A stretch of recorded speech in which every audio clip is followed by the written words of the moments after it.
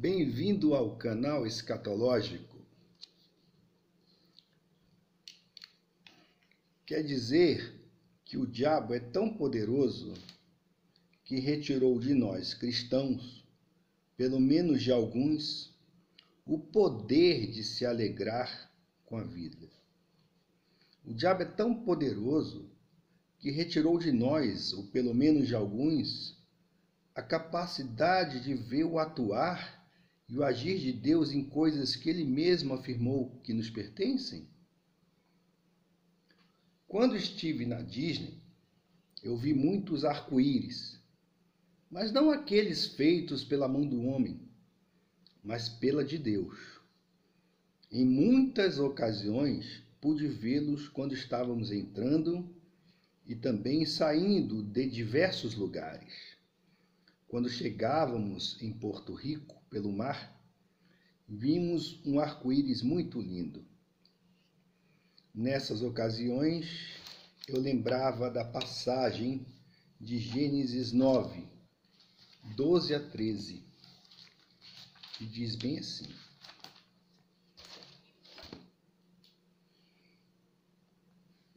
E Deus disse: Este, o arco-íris, é o sinal do pacto que fiz entre mim e vós, e toda criatura vivente que está convosco para as gerações perpétuas.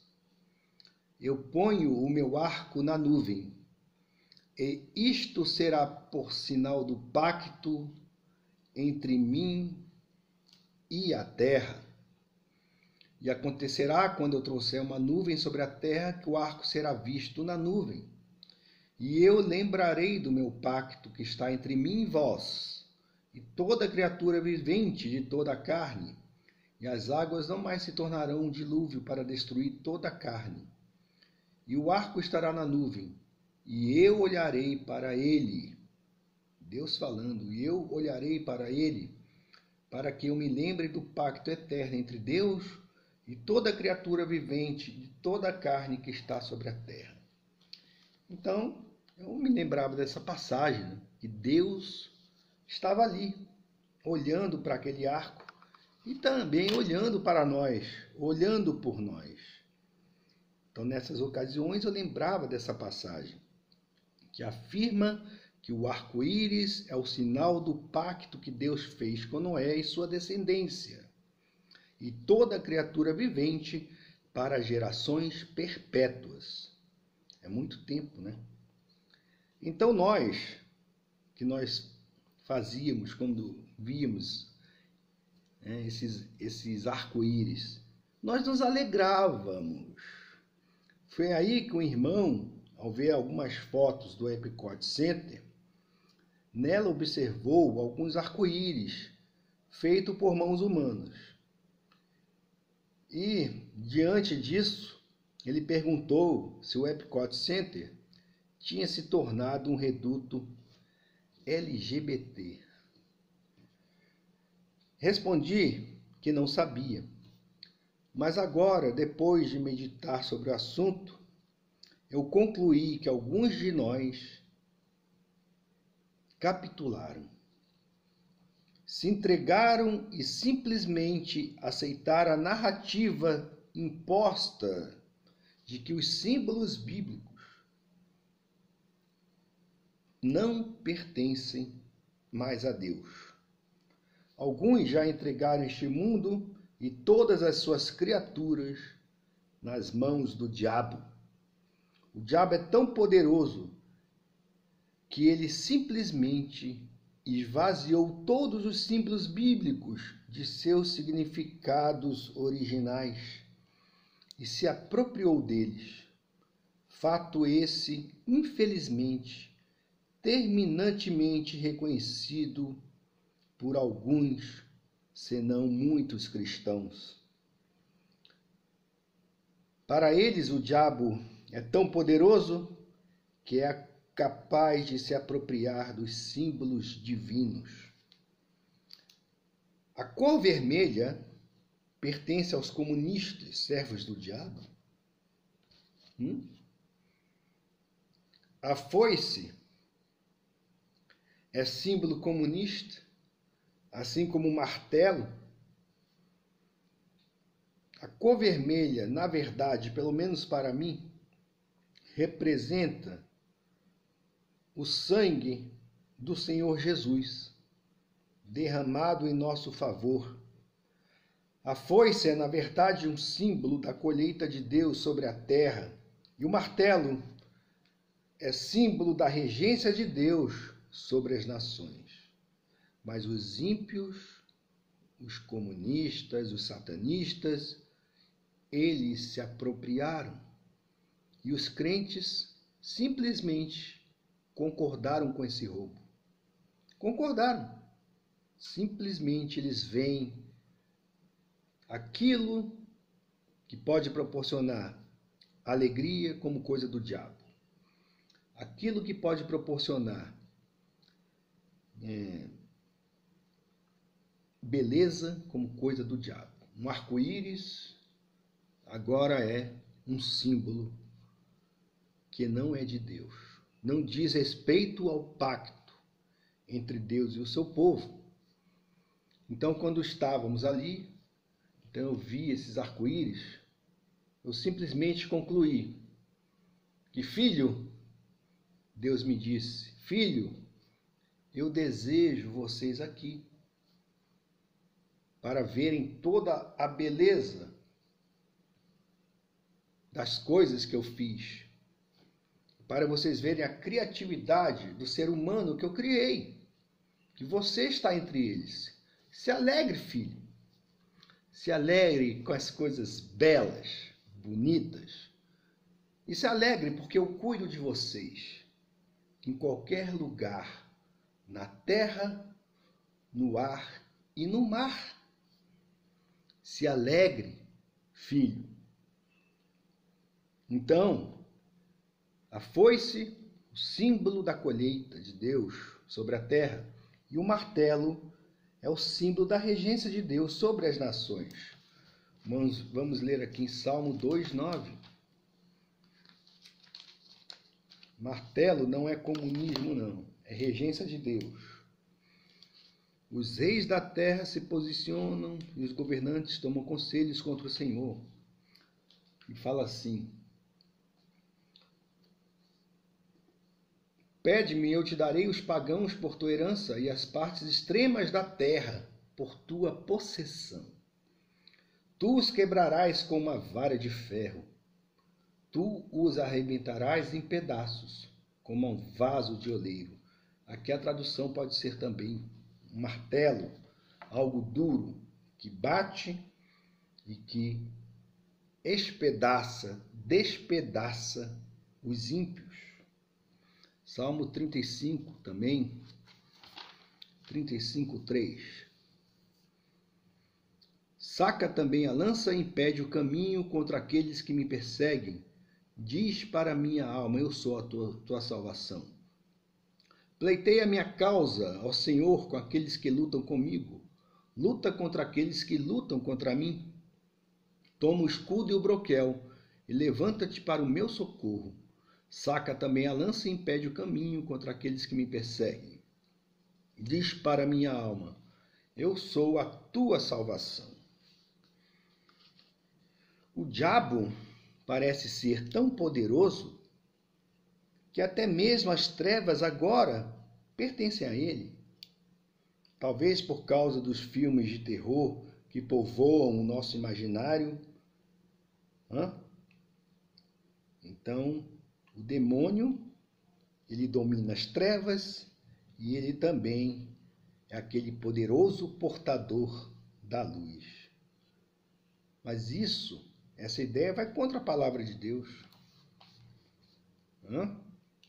É justamente essa visão que aqueles que capitularam, para aqueles que desistiram da própria criação, do próprio poder de Deus. Então, para aqueles que pensam assim, eles estão contra a palavra. Porque Deus fala assim: eu sou o Senhor e não há ninguém mais. O Senhor é aquele que domina. Não há outro Deus fora de mim.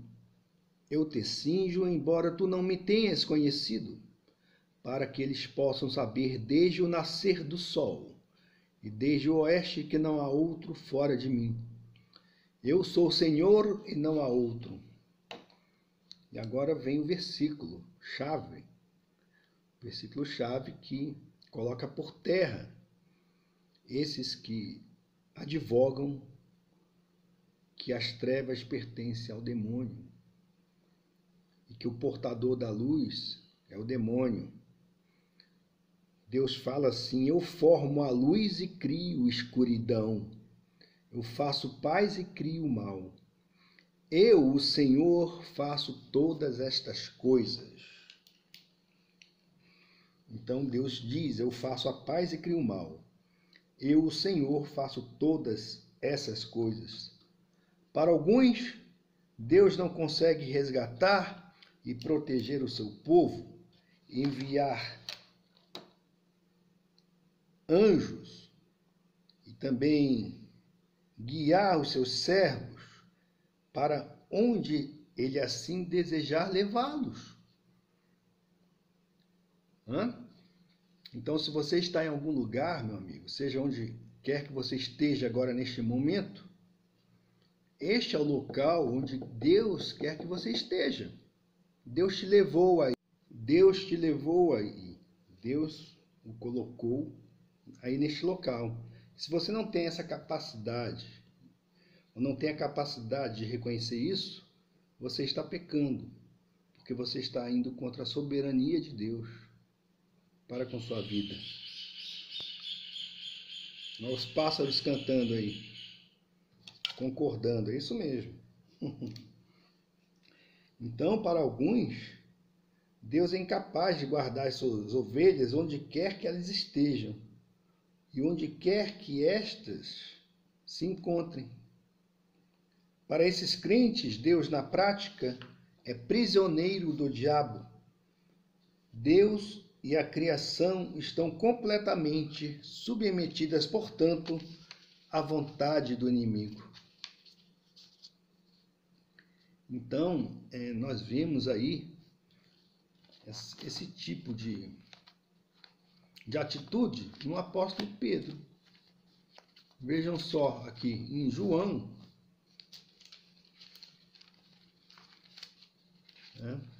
Não, primeiro eu lembro aqui que em João capítulo 10, João escreve assim. Jesus fala, as minhas ovelhas ouvem a minha voz e eu as conheço e elas me seguem. E dou-lhes a vida eterna e nunca hão de perecer. E nenhum homem as arrancará da minha mão. Meu Pai que as deu a mim é maior do que todos.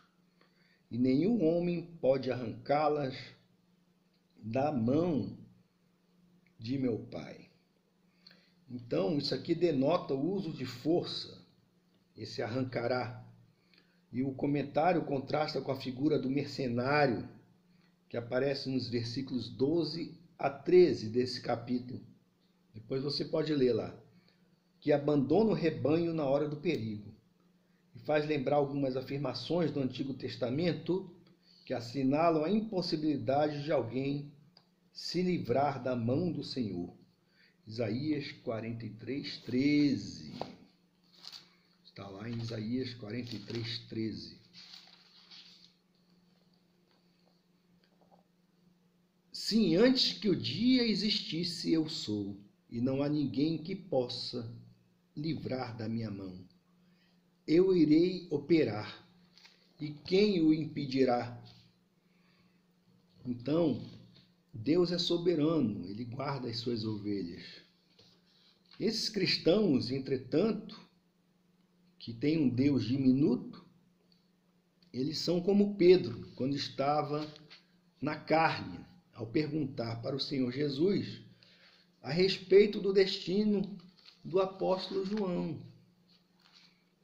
Aqui em João 21. Então Pedro, voltando-se, viu que o seguia aquele discípulo a quem Jesus amava, e que também se reclinara sobre o seu peito na ceia, e que dissera: Senhor, quem é que te há de trair? Vendo Pedro a este, disse a Jesus: Senhor, e o que fará este homem? Quer dizer, ele estava mais preocupado com o destino do João do que com o próprio destino. Hã? Talvez aí tivesse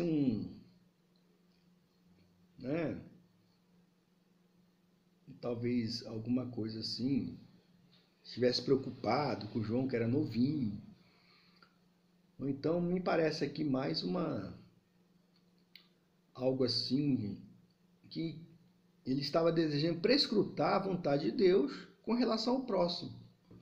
Né? Mas o que vai acontecer com isso aqui? Tal. Então Jesus simplesmente respondeu: se eu quero que ele fique até que eu venha, o que é isso para ti? O que te importa? Tu, porém, me segue, segue-me tu. Então esses irmãos, Pedro aqui, ele estava aí querendo ser aquele prescrutador, né, da vontade do Pai com relação aos outros, às outras ovelhas e aos outros discípulos. Mas isso aí compete a Deus, e Ele é capaz de guardar a todos nós, independentemente da tua experiência com Cristo. O outro irmão também tem a dele, tem a experiência dele, tem o caminho dele com Deus. Então cada um, a palavra fala, cada um carrega a sua carga. Nós dividimos a carga, mas cada um tem o seu caminho. E João teve o seu caminho. E foi o apóstolo o único que morreu de velhice. E ele foi preservado justamente para nos dar aí a visão, né? Ser o portador da visão do Apocalipse. Deus é o dono da sua criação. E Ele nos criou para fazermos coisas belas, efêmeras, mas belas. Podemos criar a vida e também podemos destruí-la, assim como podemos tolher o poder do nosso Deus.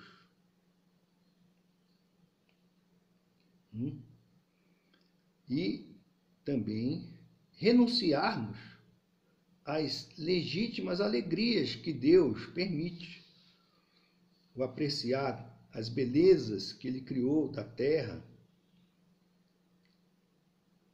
e coisas que vão passar, né? A própria palavra de Deus fala: os céus e a terra irão passar. Então, tudo isso aí que nós vemos, que nós podemos conhecer, esse quadro aqui,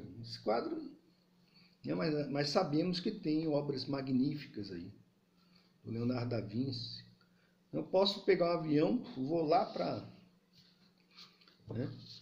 o museu lá na Europa, e, posso ir no Louvre e ver lá ao vivo a Mona Lisa. É algo que vai passar, é uma beleza, uma obra de arte humana, que eu posso ir lá e me alegrar em vê-la pessoalmente. Ou posso ir lá à Capela Sistina e ver lá aqueles desenhos que Miguel Ângelo criou, né?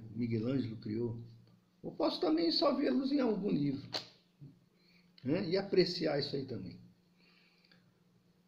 Mas Deus, se te levar lá, se você for lá, meu irmão, é porque Deus te levou. Ou você acha que você vai a algum lugar, é o diabo que te leva. Então, vamos aprender, né, a desfrutar das alegrias que Deus nos dá, efêmeras, que um dia vai passar. Um dia elas passarão.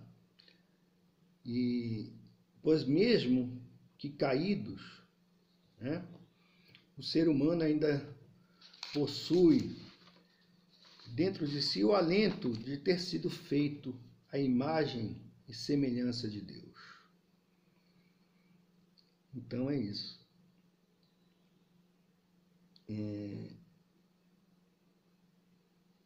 Coloquemos Deus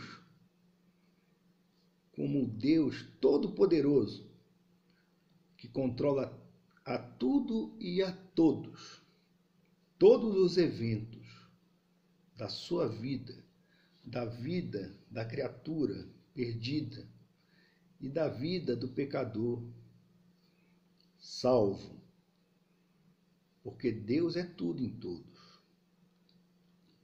Tudo vai passar, mas o amor e o cuidado de Deus por você, meu irmão, por mim, isso jamais vai passar, porque é da essência de Deus esse amor